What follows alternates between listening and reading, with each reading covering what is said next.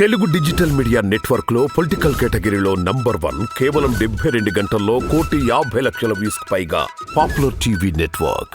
నమస్తే, welcome to Telugu బావుటి. ప్రస్తుతం మనతో పాటు ఉన్నారు కాంగ్రెస్ పార్టీ సీనియర్ అధికార ప్రతినిధి కల్వ శ్వేత గారు ఉన్నారు. మేడం, ఎన్నో ట్విస్టుల మధ్య ఎన్నో పోరాటాల మధ్య తెలంగాణ వచ్చింది. దాదాపుగా 10 ఏళ్ల పాటు ముఖ్యమంత్రిగా కేసీఆర్ ఉన్నారు. ఇప్పుడు మాజీ అయినారు. సో 10 ఏళ్ల పాటు మీరు అధికారానికి దూరంగా ఉన్నారు. ఇప్పుడు కాంగ్రెస్ పార్టీ అధికారంలోకి వచ్చింది. ఎట్లా అనిపిస్తుందండి? డెఫినెట్గా ఆనందంతో పాటు ప్రజల బాగు కూడా సంక్షేమం కూడా కోరుకునేది కాంగ్రెస్ పార్టీ. ఇది ఇలా గొప్పలు చెప్తున్నారు మేడం అని మీరు అనొచ్చు, ప్రజలు కూడా అనొచ్చు. ప్రజలు కాదులే, ప్రతిపక్షం అంటారులే. వాళ్ళకి నేను ఇచ్చే సమాధానం ఒకటే, ప్రజల ఆకాంక్ష నెరవేర్చింది సోనియా గాంధీ, కాంగ్రెస్ పార్టీ తెలంగాణ ఇచ్చింది. కాబట్టి ప్రజల ఆకాంక్ష నెరవేర్చడం. అప్పుడు మాకు తెలుసు కదా, రాష్ట్రం విడిపోతే తెలంగాణలో గెలుస్తామో ఓడతామో తెలియదు, కానీ ఆంధ్రప్రదేశ్లో అయితే పక్కా ఉనికి కోల్పోతామని తెలుసు కదా. అయినా ఇచ్చాం కదా, అక్కడి నుంచి 40 సీట్లను కోల్పోయాం కదా, కేంద్రంలో కూడా అధికారంలో పోయాం కదా. సో కాంగ్రెస్ పార్టీ అంటే ఆనాడు దేశం కోసం స్వతంత్రం తీసుకొని రావడానికి కోసం త్యాగం చేసింది. గాంధీ మహాత్ముని పోగొట్టుకుంది, ఆ తర్వాత ఇందిరాగాంధీని పోగొట్టుకుంది, ఆ తర్వాత రాజీవ్ గాంధీని పోగొట్టుకుంది. పార్టీనే కాదు, ప్రజల సేవలో నిరంతరం పనిచేసిన కాంగ్రెస్ కుటుంబాలు, అంటే ప్రధానమంత్రుల కాడి నుంచి దేశ స్వతంత్రం తెచ్చిన నాయకుల్ని కూడా తనతో పాటు కాంగ్రెస్ పార్టీ ఇముడ్చుకొని పని చేసిన తర్వాత దేశం కోసం త్యాగం చేసుకుని త్యాగశీలుల కుటుంబం కాంగ్రెస్ పార్టీ. కాబట్టి ఇయ్యడం ఎంత సత్యమో అధికారాన్ని పోగొట్టుకోవడం కూడా అంతే సత్యం. అయినా కానీ ప్రజల పక్షాన నిలబడింది కాంగ్రెస్ పార్టీ. ఆనాడు అబద్ధాలు చెప్పి ముఖ్యమంత్రి అధికారంలోకి వచ్చిండుగాక, కానీ ప్రజలు గమనిస్తారు. ఏదైనా సరే వినాశనం, అహంకారం తలకెక్కితే డెఫినెట్గా అది ఏదో ఒక రూపంలో పోతుంది. అందులో ముఖ్యంగా ప్రజలు ఎన్నుకున్న నాయకులం మనం, ప్రజల పక్షాన ఎన్నుకోబడినటువంటి ప్రభుత్వం. కాబట్టి నీకు తలకెక్కిన అహంకారాన్ని దింపేది ప్రజలే. కాబట్టి డెఫినెట్గా అదే జరిగింది. ఈరోజు తెలంగాణ ఆకాంక్ష ఏదైతే తెచ్చుకున్నామో, నీళ్లు నిధులు నియామకాలని ట్యాగ్లైన్తో వచ్చిన పునాది వేసుకొని వచ్చినటువంటి ఈ తెలంగాణ ఆ మూడును పక్కదారిలో పట్టించి నియంత పరిపాలన చేసినటువంటి కేసీఆర్ కుటుంబానికి ప్రజలు ఈరోజు మ్యాండేట్ ఇచ్చిండ్రు. నువ్వు ప్రతిపక్షంలో కూర్చో, తెలంగాణ ఇచ్చిన కాంగ్రెస్ పార్టీకి ఒక అవకాశం ఇస్తాం. వాళ్ళు ఇచ్చినటువంటి గతంలో చేసినటువంటి అభివృద్ధి తెలుసు, తెలంగాణ ఇచ్చిండ్రు, దేశానికి స్వతంత్రం తెచ్చిండ్రు. 2004 నుంచి 14 వరకు కూడా అధికారంలో ఉంటే తెలంగాణని కాదు ఉమ్మడి ఆంధ్రప్రదేశ్ని ఎంత అభివృద్ధి చేసిండ్రో చూసామన్న దిశగా ఆలోచించి ప్రజలు ఒక అవకాశం మాకు మళ్ళోసారి ఇచ్చారు. ఈ అవకాశాన్ని వమ్ము చేయం. ఈ అవకాశాన్ని డెఫినెట్గా ప్రజల కోసం నిరంతరం 5 సంవత్సరాలు 60 నెలలు ప్రజల కోసం పనిచేస్తాం. ఎన్ని ఆటంకాలు తేవాలని ప్రయత్నం చేసినా, ఎన్ని ఇబ్బందులు పెట్టినా కూడా మాకు తెలుసు ఏమేం చేయాలని కుట్రలు పన్నుతున్నారో. కానీ సుభిక్షమైన పరిపాలన అందించాలని డెఫినెట్గా రెండో ముఖ్యమంత్రిగా ఎన్నుకోబడిన గౌరవనీయులు రేవంత్ రెడ్డి అన్నగారు ఈరోజు రేపు ప్రమాణ స్వీకారం చేయబోతున్నారు. ఆ తర్వాత 9వ తారీఖున మరి 9 గ్యారంటీల మీద 6 గ్యారంటీల మీద సంతకాలు కూడా పెట్టి ఆనాడు ప్రజలను ఉద్దేశించి సందేశం కూడా ఇవ్వబోతారు.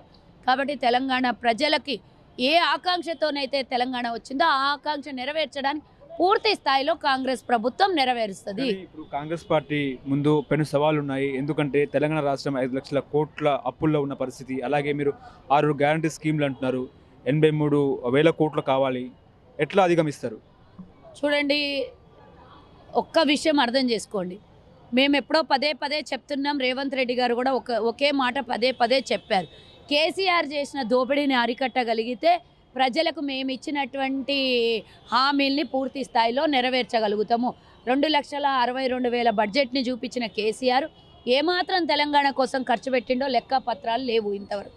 కాబట్టి అందులో 3/4 ప్రజల సంక్షేమం, అంటే 1/4 మేము ఇచ్చిన పథకాల మీద ఖర్చు పెడితే ప్రజల కోసమే కదా. ఏ డబ్బైనా ఏ రూపాయమైనా వాళ్ళ నుంచి వసూలు చేసినటువంటి ట్యాక్స్ని వాళ్ళ ప్రయోజనాల కోసమే వాడుతుంది. పూర్తిగా సక్రమంగా ప్రభుత్వాన్ని నడిపిస్తే ఏ ఇబ్బందులు ఆటంకాలు జరగవు. వాళ్ళు చేసిన అప్పులకే ఇంతవరకు వడ్డీలు కట్టలేనటువంటి పరిస్థితిలో వాళ్ళు స్కాములు చేశారు. అసలు కాళేశ్వరం అనే ప్రాజెక్టులో 1,00,000 కోట్ల రూపాయలు దుర్వినియోగం చేశారు. ఇలాంటి ప్రాజెక్టులు, ఇలాంటి దుర్వినియోగమైనటువంటి ప్రయోగాలు చేయకపోతే డెఫినెట్గా ప్రజలకు ఇచ్చిన హామీల్ని నెరవేర్చగలుగుతాం. మాకంటూ చాలా సర్టన్ ప్లానింగ్స్ ఉన్నాయి. అందులో కూడా revenue every year 10 to 15% extra generate అవుతుంది. దాన్ని సంక్షేమ పథకాల కోసం మేము వాడతాం. కానీ 6 గ్యారంటీ స్కీమ్లు నిజంగా ప్రజలకు తీసుకెళ్తారా, లేకపోతే ఆట విడుపుగా ఉంటుందా అంటే ఏం చెప్తారు? ఎందుకు మీరు ఏమన్నా కేసీఆర్ ఏమన్నా చెప్పి పంపించాడా? వాళ్ళు మాట్లాడిన మాటలు మీరు మాట్లాడారు ఇవ్వద్దు అని కోరికగా ఉందా? లేకపోతే డెఫినెట్గా పక్క రాష్ట్రాల్లో కాంగ్రెస్ ఏ విధంగా అయితే 5 గ్యారంటీలు ఇచ్చి అమలు పరిచిందో మేము కూడా ఉద్యోగాలు 2 లక్షల ఉద్యోగాలు సంవత్సరం లోపల మేము ఇచ్చిన హామీల్ని ఇమీడియట్గా 10వ తారీఖు తర్వాత అమల్లోకి వస్తాయి. వెయిట్ అండ్ సీ, తినబోతు రుచి చూడడం ఎందుకు? ఇన్ని రోజులు వెయిట్ చేసాం. కేసీఆర్ని నమ్మినాం. దోపిడి దగ మోసం అన్నీ చేసిన కేసీఆర్ని నమ్మినాం. గతంలో అభివృద్ధి చేసిన కాంగ్రెస్ని నమ్మి ప్రజలు మాకు అధికారాన్ని ఇచ్చారు.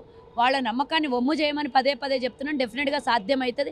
సాధ్యమయ్యే పనే కాంగ్రెస్ ప్రజల ముందుకు తీసుకెళ్తుంది, హామీలు ఇస్తుంది. డెఫినెట్గా సాధ్యం చేసి చూపిస్తాం. కడియం శ్రీ ఒక వ్యాఖ్యలు చేశారు, 6 నెలల్లో కాంగ్రెస్ గవర్నమెంట్ పడిపోతుందని చెప్పేసి. నిజమే అంటారా? అంటే కూల్చే పనిలో ఉంటారా? ప్రతిపక్షంలో కూర్చున్నారు కాబట్టి ప్రభుత్వం ఏదైనా సంక్షేమాలు చేయకపోతే, ఏదైనా సలహాలు సూచనలు ఇచ్చేది ఉంటే దాని దిశగా పనిచేస్తారా? ఒకసారి అడగండి. మీరు ప్రభుత్వాన్ని పడేసే దిశలో ఉంటే మీరు బీజేపీతో చేలు కలిపినట్టే కదా. సేమ్ వాళ్ళకి అదే పని. మీరు గతంలో మా 12 మందిని ఎమ్మెల్యేలని తీసుకొని పోయినరు. దానికి ఈరోజు మ్యాండేటరీ ఎలా ఇచ్చిండ్రో ప్రజలు చూసిండ్రు కదా. మమ్మల్ని కూల్చేద్దాము, ఒక్క ఎమ్మెల్యే పోయినా రాళ్ళు తీసుకొని కొడతారు ఈసారి ప్రజలు. మేము అవసరం లేదు, ప్రజలు చాలు రాళ్ళు తీసుకొని కొట్టడానికి. ఎమ్మెల్యే పోరు గారు కదా. మీ దగ్గర ఉన్న వాళ్ళని వాళ్ళు స్వచ్ఛందంగా బయటికి వస్తే ఆపుకునే దమ్ము మీకేమన్నా ఉందేమో మీరు చూసుకోండి. చాలు, మాకు మ్యాండేటరీ ఫుల్ ఇచ్చిండ్రు ప్రజలు. మేము దాని మీదనే పనిచేస్తాం, ప్రజల కోసం పనిచేస్తాం. దమ్మున్న లీడర్ ఇక్కడ. మీ దగ్గర మోసం చేసే నాయకుడు, మీ దగ్గర మోసం చేసే ముఖ్యమంత్రి ఉండే, మా దగ్గర దమ్మున్న ప్రజానాయకుడు. కాబట్టి ఎన్నుకోబడినటువంటి 65 మందిని కాపాడుకోవడం కాదు, ప్రజల కోసం పనిచేయించడం కూడా మాకు తెలుసు. ఇప్పుడు గవర్నర్ కోటాలో 4 ఎమ్మెల్సీలు ఖాళీగా ఉన్నాయి. మీకు ఏమైనా ఇచ్చే అవకాశం ఉందని ఏమైనా హామీ ఇచ్చినారా?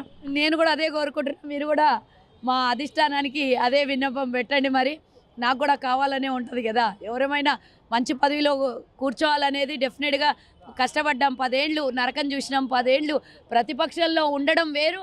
10 ఏళ్ళు కేసీఆర్ పెట్టిన ఇబ్బందుల్లో మేము అన్ని రకాలుగా బాధలు పడింది, కష్టాలు పడింది, ధర్నాలు చేసింది, కేసులు అయినా కూడా కోట్ల చుట్టూ తిరిగింది, దెబ్బలు తిన్నది, బొక్కలు విరుగ్గొట్టుకున్నది. అన్నీ వాస్తవము. ప్రజల కోసం నిరంతరం 24 గంటలు ప్రజల మధ్యలో ఉన్నాము. చెప్పిన పని చేసినాము. అధిష్టానం ఇచ్చినటువంటి మాట, ఆడిన మాట, చెప్పిన మాట తప్పకుండా వాళ్ళు ఇచ్చిన ప్రతి పనిని కరెక్ట్గా వాళ్ళు ఇచ్చిన లైన్లో పనిచేసాం. కాబట్టి డెఫినెట్గా ఆశించడంలో తప్పులేదు. ఇవ్వాలని కూడా నాకు ఉంది కదా.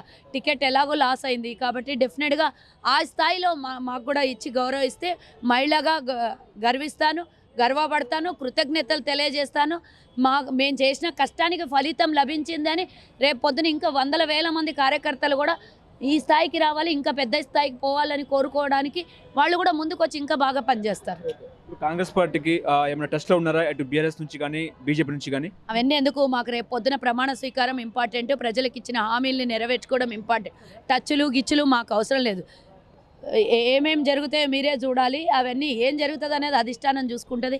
వాటిల గురించి మాట్లాడదానికన్నా 24 గంటలు ప్రభుత్వాన్ని కూల్చేయడం, అటు వాళ్ళు ఇటు రావడం, అటు వాళ్ళు పోయే సాంప్రదాయం మారితే బాగుండు. కనీసం ప్రజలు ఎన్నుకోబడినటువంటి ఓటర్ని గౌరవిద్దాం, కనీసం ఆ గౌరవాన్ని కాపాడుకుందాం. ప్రజా సంక్షేమం ముఖ్యం. వాళ్ళు ఎటు పోతారు అనేది వాళ్ళ సొంత ఇష్టం మీద మేము టచ్లోకి వెళ్ళేది అవసరం లేదు. మాకు టచ్లోకి రాకుంటే చాలు.